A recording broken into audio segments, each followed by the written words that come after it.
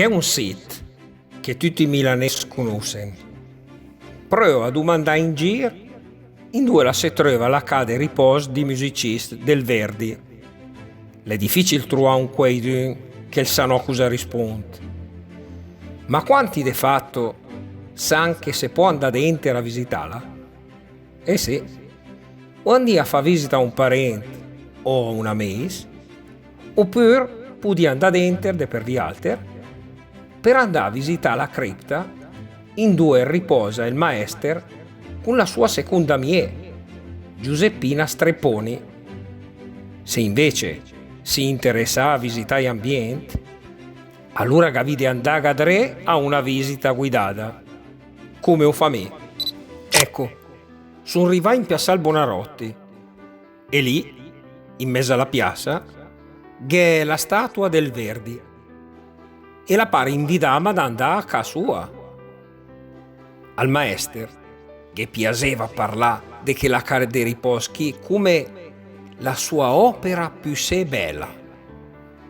E la Vorsù fa la costruire per i suoi collega meno infortunati e per chi le sta buono de me via un po' di danè in la vita. Verdi l'era attentissimo ai problemi della società del suo tempo. Perché so, l'aveva avuto un librettista e a 82 anni l'ha deciso di far costruire la casa in questione. E il gadà l'incarico di costruirla all'architetto Camillo Boito, insegnante a Brera e fratello maggiore del famoso librettista.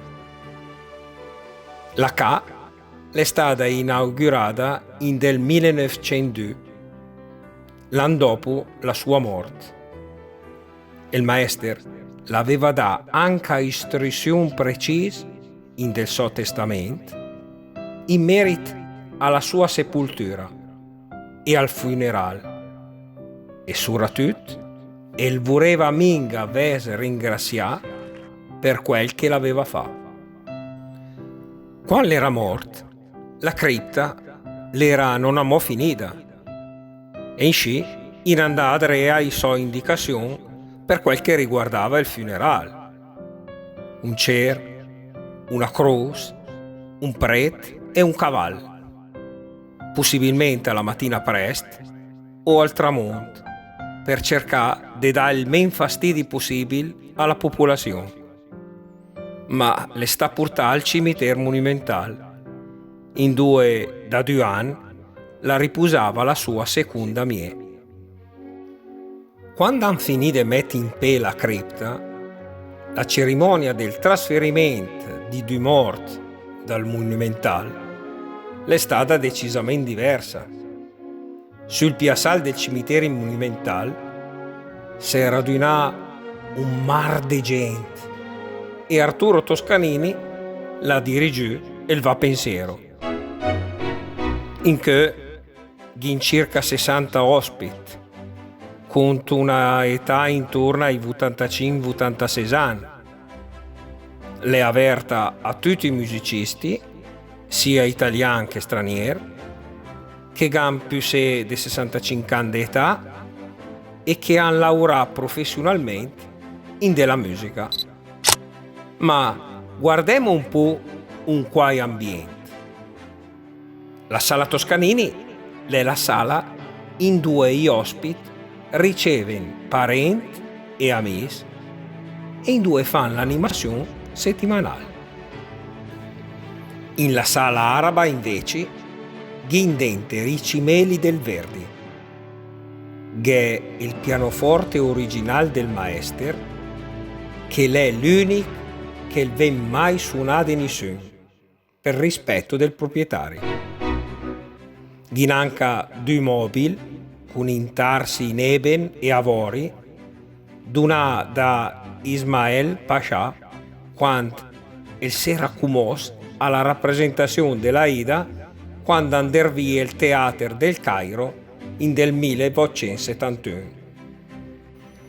La sala dei pranzi invece è quella della sua casa di Genova. Gli suoi iniziali G, V sulla credenza e sui cadrec. Sul tavolo i disegni originali del boito con indicazione del ricover, sostituì poi dal Verdi col nome Cade Ripos. Nell'idea del maestro, questo doveva mica avere un posto in due spettate di morire, ma anzi, una ca in due si andava avanti a vivere con dignità. La cripta, appunto, l'è stata decorata in oro e lapislazzuli sul disegno del Pogliaghi e l'è costata 28.000 lire domà per la decorazione. Podun vedere sulla sinistra il patriottismo con la bandiera e de parte la maschera della satira. Come dicevo, in la cripta che è la tomba del Verdi e della Strepponi e per vorè della regina Margherita l'è stata inserita una targa per ricordare la prima famiglia del maestro. L'ultima fotografia è il ritratto ufficiale del Verdi, opera del Boldini. Nel 1993, dopo il successo del Falstaff, il pittore l'ha regalato il quadro che al maestro.